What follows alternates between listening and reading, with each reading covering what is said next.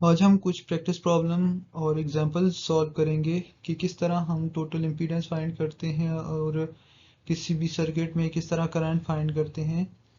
हमारे पास जो एग्जांपल है उसमें हमें एक सर्किट गिवन है, उसमें हमने करंट फाइंड करना है। अगर हमारे पास फ्रीक्वेंसी 60 हर्ट्ज हो तो इस नेटवर्क का जो टोटल इम्पीडेंस होगी वो क्या होगी, और अगर हम फ्रीक्वेंसी को 60 से चेंज करके 400 कर दें तो तब फ्रीक्वेंसी के चेंज होने से इसकी इम्पीडेंस में क्या चेंज आएगा। तो हमने पहले 60 हर्ट्ज पे इसकी फ्रीक्वेंसी 60 हर्ट्ज फ्रीक्वेंसी पे इस सर्किट की इम्पीडेंस फाइंड करनी है और करंट फाइंड करना है, और फिर हमने 400 हर्ट्ज पे इस सर्किट की इम्पीडेंस फाइंड करनी है और करंट फाइंड करना है। सबसे पहले हमारे पास कंपोनेंट्स गिवन जो हैं उनमें एक रेजिस्टर है, एक इंडक्टर है और एक कैपेसिटर है।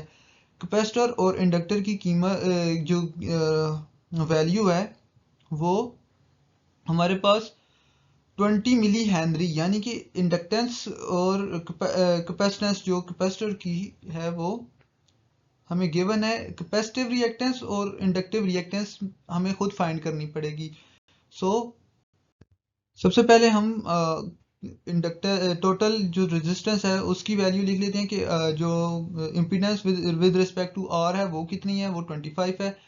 फिर जो इम्पीडेंस है विद रिस्पेक्ट टू इंडक्टर यानी कि इंडक्टिव रिएक्टेंस वो फाइंड करते हैं हम। उसका हमारे पास फॉर्मूला है J omega L. J as it is आएगा, ओमेगा की वैल्यू है हमारे पास 2 पाई एफ। एफ हमारे पास 60 डिग्री था, 60 हर्ट्ज था जो कि हमें क्वेश्चन में गिवन था, और उसके बाद एल की वैल्यू हमें 20 मिली हेनरी गिवन है। 20 इंटू 10⁻³ सही है। तो हमारे पास जो फाइनल आंसर आ जाएगा वो इन सारों को मल्टीप्लाई करवाने के बाद जे 7.54 ओहम। उसके बाद हमने फाइंड करना है कैपेसिटिव रिएक्टेंस, यानी कि इम्पीडेंस विद रिस्पेक्ट जो हमारे पास कैपेसिटर प्रोड्यूस कर रहा है या कैपेसिटर की वजह से जो इम्पीडेंस क्रिएट हो रही है। तो कैपेसिटर के लिए हमारे पास फॉर्मूला आता है minus J over omega C. Minus J as it is आ जाएगा नोमिनेटर में, और डिनोमिनेटर में हमारे पास ओमेगा सी की ओमेगा और सी की वैल्यू आ जाएगी। ओमेगा हमारे पास होता है 2 पाई इंटू 60। 60 हमारे पास फ्रीक्वेंसी है जो कि क्वेश्चन में गिवन थी, और उसके बाद सी की वैल्यू जो कि हमें सर्किट में गिवन है कि 50 माइक्रो फैरेड। 50 इंटू माइक्रो हमारे पास होता है माइनस 10⁻⁻⁻⁶, और ओवरऑल इसकी वैल्यू हो जाएगी माइनस जे 53.05 ओहम।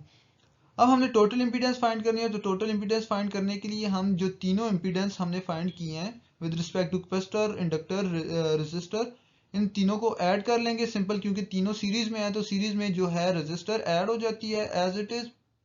तो Z R plus Z L plus Z C.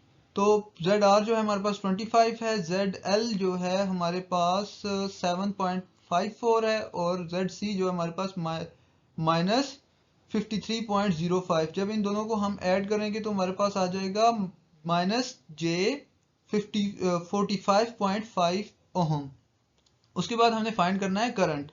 तो करंट फाइंड करने के लिए हम simple V is equal to I R यानी कि ओम्स लॉ यूज करेंगे। I is equal to V over Z। Z हमारे पास टोटल इम्पीडेंस है, यानी कि इस पूरे सर्किट में जितनी रेजिस्टेंस है, यानी कि combine effect of resistor, inductor and capacitor, उसे हम इम्पीडेंस कहते हैं। तो उसका जो टोटल इफेक्ट आ रहा था हमारे पास वो 25 माइनस जे 45.5।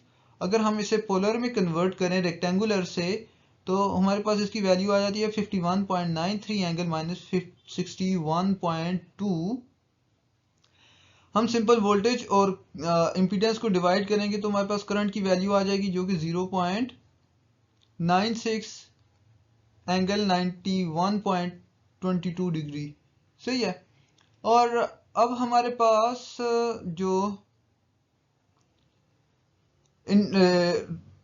फ्रीक्वेंसी है वो चेंज होके 400 हो गई। अब हमने फाइंड करना है impedance with respect to frequency 400।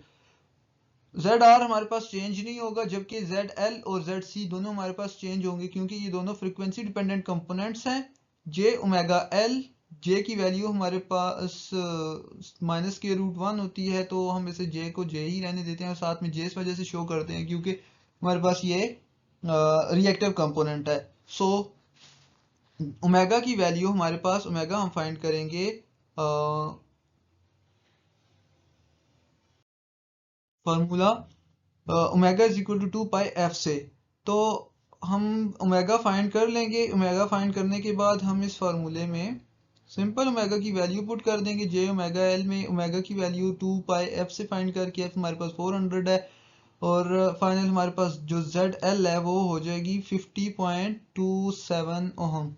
सो उसके बाद जब हमारे पास जेड सी फाइंड करेंगे हम, तो माइनस जे ओवर ओमेगा सी, ओमेगा की वैल्यू हम इस फार्मूले से ही फाइंड कर चुके हैं, वही इसमें पुट करेंगे। तो एट द एंड हमारे पास जो कैपेसिटिव रिएक्टेंस आएगी वो माइनस जे 7.96 ओहम आ जाएगी। अब हमने टोटल इम्पीडेंस फाइंड करनी है। टोटल इम्पीडेंस फाइंड करने के लिए हम जितनी भी इम्पीडेंस है सबको ऐड कर देंगे। तो ऐड करने के बाद एट द एंड हमारे पास टोटल इम्पीडेंस आ जाएगी। तो जब हम इन तीनों को ऐड करते हैं 25 प्लस 50.27 माइनस 7.96, तो एट द एंड हमारे पास जो वैल्यू आती है वो 25 प्लस जे 42.31 ओहम। और अब हम जब इसे पोलर में कन्वर्ट करते हैं तो 49.14 एंगल 59.42 ओहम वैल्यू आ जाती है। तो हमने देखा कि जब हमारे पास फ्रीक्वेंसी कम थी, तो फ्रीक्वेंसी की वैल्यू जब हमारे पास कम होने की वजह से हमारे पास इंडक्टिव रिएक्टेंस जो थी वो कम थी, यानी कि इंडक्टर की जो है जब फ्रीक्वेंसी कम होगी तो इंडक्टिव रिएक्टेंस कम होगी, और जब फ्रीक्वेंसी ज़्यादा होगी तो इंडक्टिव रिएक्टेंस ज़्यादा होगी। सो फिर जब हमने कैपेसिटर का केस देखा तो फ्रीक्वेंसी कम होने से कैपेसिटर की जो इम्पीडेंस है वो कम हो गई, और जब फ्रीक्वेंसी कम थी तो हमारे पास जो कैपेसिटिव की वजह से इम्पीडेंस का इफेक्ट था वो फ्रीक्वेंसी कम होने की वजह से इस केस में ज़्यादा था, मतलब कि माइनस 53.05 आ रहा था, और जब फ्रीक्वेंसी चेंज हुई तो 7.96 वैल्यू आ रही थी।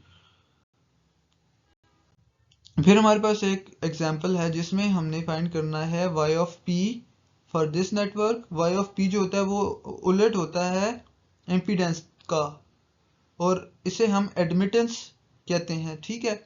मतलब कि inverse of impedance is said to be admittance, और हमने इस सर्किट की एडमिटेंस फाइंड करनी है। एडमिटेंस फाइंड करने के लिए सबसे पहले हम इन दोनों को पैरेलल सॉल्व कर लेंगे, या फिर पैरेलल तो हमारे पास इस सर्किट की इम्पीडेंस आ जाएगी, मतलब इस सर्किट की एडमिटेंस आ जाएगी, यानी कि हमारे पास y of r equal to 1 over z r, मतलब कि जो एडमिटेंस होती है वो इन्वर्स ऑफ इम्पीडेंस या एडवांस इन्वर्स ऑफ रेजिस्टेंस होती है, और इसकी यूनिट होती है सीमेन। इसे हम s से रिप्रेजेंट करते हैं। ZR को हम शो कर सकते हैं 1 ओवर 2 s से, और ZL को हम रिप्लेस कर सकते हैं y of l equal to 1 over ZL, जो कि हमारे पास आता है माइनस j ओवर 4 पाई, क्योंकि 1 ओवर J4 होगा तो J की वैल्यू, J को जब हम ऊपर लेके जाते हैं तो ये जो है, मतलब इसे हम अगर इसकी कंजुगेट से मल्टीप्लाई करवाते हैं तो हमारे पास एंगल आ जाता है प्लस, अगर एंगल हो तो माइनस हो जाता है, माइनस जो हो तो प्लस हो जाता है। तो फिर इसी वजह से हम इसका माइनस साइन शो करते हैं पहले, यानी कि हमारे पास पहले 1 ओवर J जो है इसे हम J में कन्वर्ट करते हैं, यानी कि इसे नोमिनेटर में लेके जाने के लिए इसे मल्टीप्लाई करवा देते हैं माइनस J के साथ, और डिवाइड भी करवा देते हैं माइनस J के साथ। जब ये J इस J के साथ मल्टीप्लाई होगा तो हमारे पास आ जाएगा माइनस स्क्वायर रूट -1 का स्क्वायर, और ये स्क्वायर जो है इसके रूट से कैंसिल हो जाएगा, और -1 इंटू -1 +1, नीचे +1 हो जाएगा और ऊपर हमारे पास -j बच जाएगा। सो हमने इसकी एडमिटेंस फाइंड कर ली, इस सर्किट की एडमिटेंस फाइंड करने के बाद हमने टोटल एडमिटेंस फाइंड की। टोटल एडमिटेंस जो होती है हमारे पास वो 1/2 माइनस j1/4 सीमेन, मतलब कि इन दोनों को जब हम ऐड करेंगे डायरेक्टली, जैसे हम सीरीज में कैपेसिटर, इंडक्टर और रेजिस्टर की जो रेजिस्टेंस होती है उन सारों को ऐड करते हैं डायरेक्टली, जैसे हम ऐड करते हैं उसी तरह हम एडमिटेंस को भी डायरेक्टली ऐड कर लेते हैं, तो हमारे पास एडमिटेंस की वैल्यू आ जाती है। सो अब हमने फाइंड करना है करंट, तो करंट फाइंड करने के लिए हम क्या करते हैं, I equal to Y of P, मतलब टोटल जो एडमिटेंस है वो इंटू वी, मतलब ओम्स लॉ जो होता है हमारे पास V is equal to I R होता है, और I equal to sorry I equal to 1/r into V, और 1/r जो होता है हमारे पास एडमिटेंस के इक्वल होता है। सो इस वजह से हमने 1/r को रिप्लेस कर दिया y ऑफ p से, और हम वैल्यू पुट करेंगे 1/2 माइनस j1/4 इंटू 60 ∠45। 60 ∠45 हमें क्वेश्चन में गिवन था कि वोल्टेज की वैल्यू हमारे पास 60/45 थी। अब हम क्वेश्चन ये है कि अगर हमारे पास ये जो वैल्यू है ये रेक्टेंगुलर में गिवन हो, या फिर हमारे पास पोलर में कन्वर्ट करने के लिए हम उसका एक तो मैग्नीट्यूड ले लेते हैं और उसका tan थीटा ले लेते हैं। अगर हमने दो सिग्नल्स को ऐड करना हो, दो फंक्शंस को ऐड करना हो, तो वो पोलर में इजीली ऐड हो जाते हैं, जबकि हमने दो फंक्शंस को सब मल्टीप्लाई करवाना हो, तो मल्टीप्लाई करवाने के लिए हमारे पास सिग्नल अगर पोलर में हो तो इजीली मल्टीप्लाई हो जाते हैं। सो हमने सिंपल, अगर आप ये वैल्यू डायरेक्टली कैलकुलेटर से भी सॉल्व करना चाहते हैं तो वो कैलकुलेटर से भी इजीली सॉल्व हो जाती है, या फिर आप क्या करें 1/2 को 1/2 माइनस j1/4 को पहले पोलर में कन्वर्ट करें, और पोलर में कन्वर्ट करने के बाद आप एंगल को सिंपली आपस में ऐड सब्सट्रैक्ट कर लें, और जो हमारे पास मैग्नीट्यूड है उसे मल्टीप्लाई करवा दें, तो आपके पास जो फाइनल आंसर आएगा वो 33.5 एंगल 18.43 डिग्री आंसर आ जाएगा। सो ये था हमारे पास एक पैरेलल सर्किट जिसकी हमने एडमिटेंस फाइंड करनी थी, या फिर अगर हमने इसकी इम्पीडेंस फाइंड करनी हो तो हम क्या करते हैं, डायरेक्टली इन दोनों को पैरेलली सॉल्व कर लेते हैं, यानी कि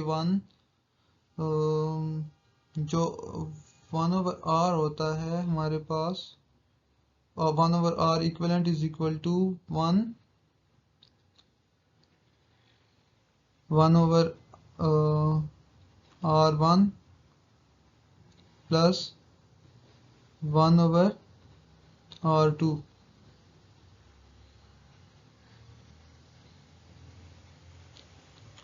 सो इन दोनों को हम डायरेक्टली ऐड कर लेंगे, तो ऐड करने के बाद हम इसका इन्वर्स ले लेंगे तो हमारे पास टोटल इम्पीडेंस आ जाएगी। तो इसी तरह अगर हम इससे 1/r की बजाय हम y लिख दें तो ये हमारे पास एडमिटेंस आ जाती है। So this basic of LCA। सो ये हमारे पास एक क्लास एक्टिविटी है जिसमें आपने सॉल्व करना है इस पूरे सर्किट को। सो ZR पैरेलल विद ZR, तो आप जब इन दोनों को पैरेलल सॉल्व करेंगे तो आपके पास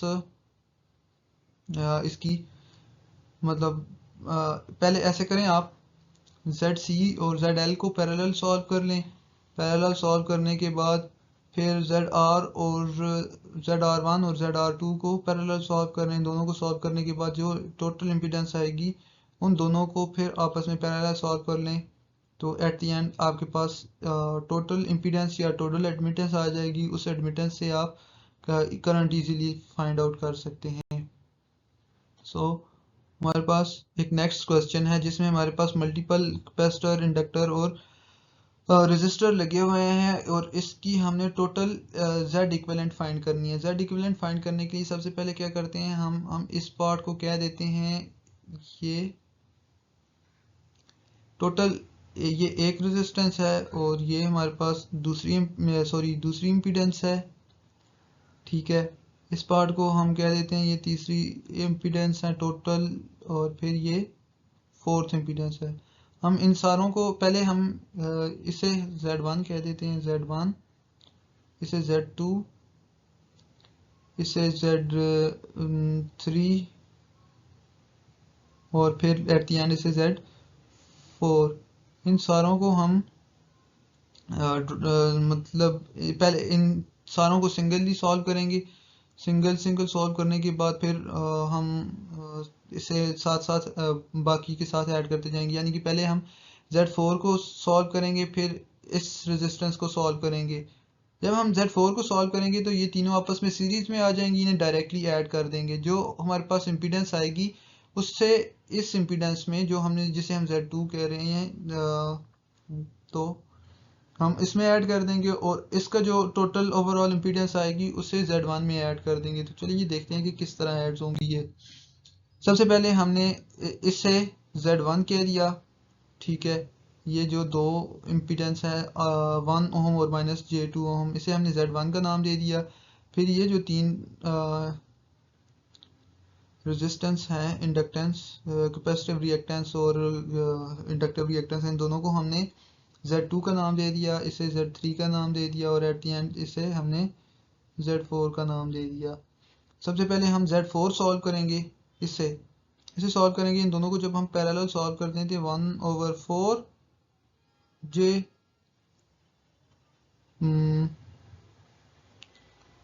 प्लस 1/-2 J, सही है। तो ये सॉल्व करेंगे जब हम, उसके बाद हमारे पास इसकी जो वैल्यू आएगी वो टोटल वैल्यू इसके साथ सीरीज में आ जाएगी, सही है। मतलब कि 1/Z4 और इधर से हम इन दोनों को पहले ऐड करेंगे, ऐड करने के बाद उनके इन्वर्स लेंगे तो हमारे पास Z4 की वैल्यू आ जाएगी। Z4 Z3 के साथ डायरेक्टली ऐड हो जाएगा और ऐड होने के बाद हमारे पास इसके साथ पैरेलल हो जाएगा। तो चलिए हम सॉल्व करते हैं इसे। सबसे पहले हमने इसकी एडमिटेंस फाइंड कर लिया। एडमिटेंस फाइंड करने के बाद हमने एडमिटेंस का इन्वर्स लिया। इन्वर्स लेने के बाद हमारे पास Z4 की वैल्यू आ गई, सही है। यानी कि अच्छा, Z4 की वैल्यू आ गई। Z4 की वैल्यू को हमने Z3 में ऐड करना है। Z3 जो है हमारे पास 4 और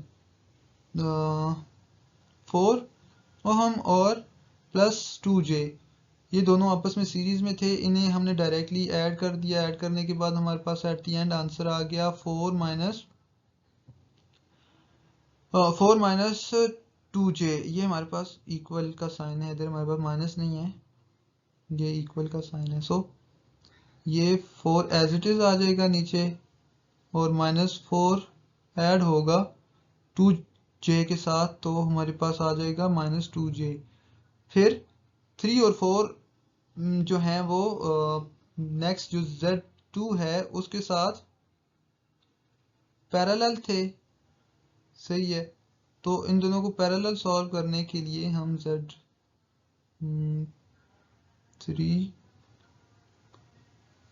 4 को पैरेलल सॉल्व करने के लिए सबसे पहले हमने इसकी एडमिटेंस फाइंड कर ली। एडमिटेंस फाइंड करने के लिए हमने इसका इन्वर्स ले लिया। इन्वर्स लेंगे y(3,4) = 1/Z(3,4).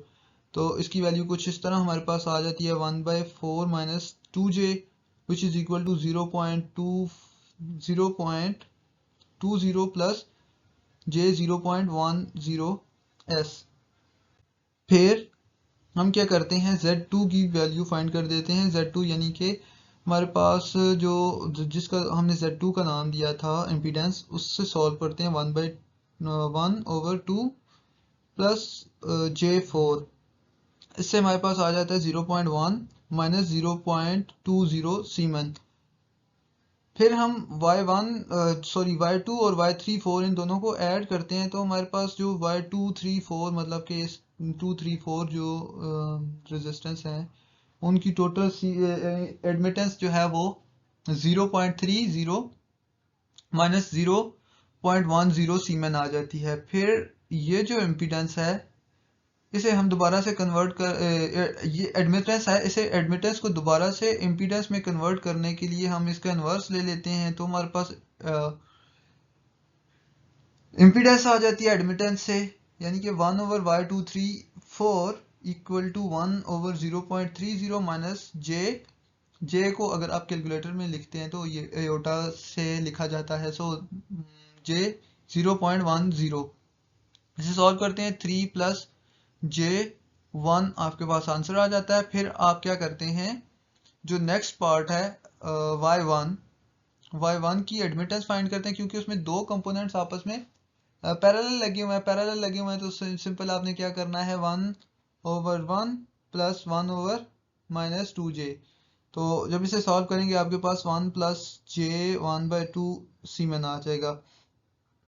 फिर एट द एंड आप क्या करेंगे, जो प्रीवियस एग्जांपल थी उसमें 1/y1 करके उसकी इम्पीडेंस फाइंड कर लेंगे। इम्पीडेंस फाइंड करने के बाद आपके पास y1 जो है वो आपके पास कन्वर्ट हो जाएगा इम्पीडेंस में z1 में, और आप z1 को सिंपल ऐड कर देंगे z2 3 4 में।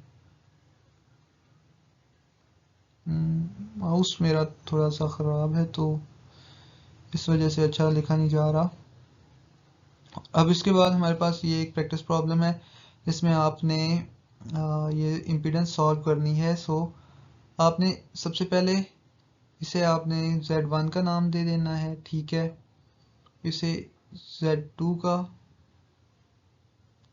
उसके बाद ये जो है इसे z3 का। सबसे पहले आप z3 को सॉल्व करेंगे। z3 को सॉल्व करने के बाद आप मतलब जब आप इसे सॉल्व करेंगे तो आपके पास 4 प्लस 6j आ जाएगा, सही है। जब 4 प्लस 6j का आप इन्वर्स लेंगे तो आपके पास एडमिटेंस आ जाएगी, और इसकी एडमिटेंस फाइंड करने के लिए सबसे पहले आपने इसकी वैल्यू फाइंड करनी है, जो कि आपके पास आ जाएगी 2j j2 सॉरी आप z2 की जब आप एडमिटेंस इम्पीडेंस फाइंड करेंगे तो इम्पीडेंस आपके पास आ जाएगी 2 ओहम और 2 प्लस j2 या 2j, जिस तरह भी आप लिख सकते हैं। फिर जब इसकी आप एडमिटेंस फाइंड करेंगे तो इसका इन्वर्स ले लेंगे 1/2 प्लस j2 कर देंगे। तो इन दोनों जो ये वैल्यू होगी इसे इसमें ऐड करेंगे, दोनों को जब आप ऐड करेंगे तो ऐड करने के बाद आपके पास y23 आ जाएगा 2 3। सो जब आप y23 से z23 फाइंड करेंगे तो इसका इन्वर्स ले लेंगे 1/y2 1 2 3 कर देंगे, तो आपके पास z आ जाएगा, और इस z को आप इस 2 ओहम के साथ ऐड कर देंगे सिंपल, जैसे कि सीरीज में रजिस्टर ऐड होते हैं, तो आपके पास z टोटल की वैल्यू आ जाएगी। फिर एट द एंड हमने ये क्लास एक्टिविटी है जिसमें हमने टोटल इम्पीडेंस फाइंड करनी है। तो इस सर्किट की टोटल इम्पीडेंस फाइंड करने के लिए सबसे पहले आप इसे इधर से स्टार्ट करते हैं हम, इसे आप z1 कह दें, ठीक है, ये आपके पास z1 है। उसके बाद ये दोनों आपस में सीरीज में हैं, तो पैरेलल में है, इसे आप z2 कह दें। ये आपके पास एक इम्पीडेंस बन जाएगी, ये आपके पास दूसरी इम्पीडेंस बन जाएगी। और ये सॉल्व होने के बाद फिर ये सॉल्व होगा। इसके बाद आपके पास ये सॉल्व होगा। जब ये सॉल्व हो के रहेगा तो उसके बाद ये 5 ओम के साथ सॉल्व होगा, ये इस तरह से। फिर ये दोनों सॉल्व होने के बाद ये इसके साथ सॉल्व होगा टोटल, और एट द एंड ये इसके साथ सॉल्व होगा और फिर 3 ओम के साथ सॉल्व हो जाएगा। सो लेट मी हाईलाइट कि फर्स्ट कौन सा सॉल्व होगा। सबसे पहले आप इस 2j को इसके साथ सीरीज में ऐड करेंगे, ठीक है। इस सीरीज में ऐड करने के बाद आप इसका इन्वर्स ले लेंगे इन दोनों का, और इन दोनों का इन्वर्स लेने के